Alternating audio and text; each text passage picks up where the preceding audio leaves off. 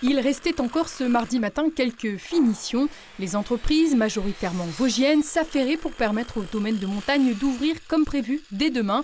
L'emblématique site de l'Ermitage Frère Joseph à Ventron prend un nouveau départ avec la transformation de son hôtel des Buttes, placé en redressement judiciaire en novembre 2021, quelques mois seulement après la disparition tragique de Thibault Leduc, qui, avant de mettre fin à ses jours, ambitionnait de transformer le site en abandonnant le ski au profit d'un projet hôtelier de luxe 4 saisons. C'est désormais chose faite, mais à sa tête le propriétaire du domaine de la Klaus en Moselle, Alexandre Keff, et l'ex-dirigeant du parc Sainte-Croix, Pierre Singer. Ça nous a beaucoup touché, ce lieu, cette aventure. C'est une sorte de Far West vosgien en fait. C'est vrai que quand la famille Leduc est arrivée ici en 1922, c'est vraiment une sorte de Far West, quoi. Et ces gens qui allaient à ski, qui sont devenus champions. Enfin, il y a à la fois un lieu d'une beauté époustouflante, mais aussi beaucoup une âme qui règne ici. Les deux Mosellans ont investi près de 4 millions d'euros dans cet établissement qui compte 28 chambres et offre toutes les prestations de bien-être attendues dans un hôtel de ce standing.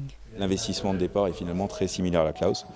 Ce qui fait que c'est quelque chose qu'on maîtrise, c'est quelque chose qui est connu maintenant, qui pouvait paraître à l'époque un peu surréaliste sur Montenac. On espère simplement répéter la chose ici et pourquoi pas connaître la même destinée. Classé pour l'heure 4 étoiles, il pourrait devenir dans les mois qui viennent le premier établissement 5 étoiles du département. On préfère démarrer doucement, gentiment. 4 étoiles, ce qui permet aussi au début de se roder, d'améliorer, d'avoir une phase de montée en puissance où on améliore les services, on améliore les process et on verra après ce que l'avenir nous dira. Mais on répond d'un point de vue infrastructure à un cahier des charges un peu plus haut. Reste à apporter les services à la hauteur et ça, on n'est pas pressé. Des services qui devront donc évoluer pour passer le cap. Pour l'heure, pour faire fonctionner l'établissement dès son ouverture, ils seront entre 30 et 40 salariés. Reste encore en suspens l'avenir de la station de ski fermée depuis 2020 par arrêté préfectoral. Je suis convaincu qu'il faut redémarrer le télésiège, voire un téléski école. C'est plus à la nature de s'adapter à nous, c'est à nous de nous adapter à la nature. Il y a de la neige, il faut pouvoir skier, il n'y a pas de neige, on ne skie pas.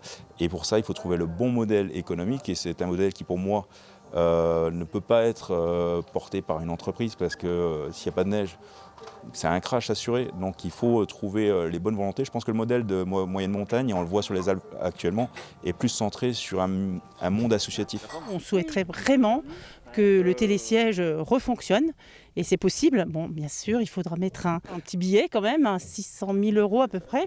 On souhaiterait aussi également, et là ça sera dans les semaines à venir, vraiment se mettre autour de la table avec M. Keff, M. Singer, le département, la région et puis l'État, commune bien sûr, pour une ouverture possible fin 2025. Et cette station, ça sera du 4 saisons. Une délégation de services publics simplifiée pourrait être la solution, mais toutes les formes juridiques vont être à l'étude pour faire revivre en partie cette station emblématique. Les propriétaires du domaine de montagne ont eux encore d'autres projets. Le premier qui va aboutir dans les mois qui viennent, l'ouverture d'un hébergement supplémentaire, le chalet de montagne en réhabilitant la ferme de Riant, située à 2 km du site Frère Joseph.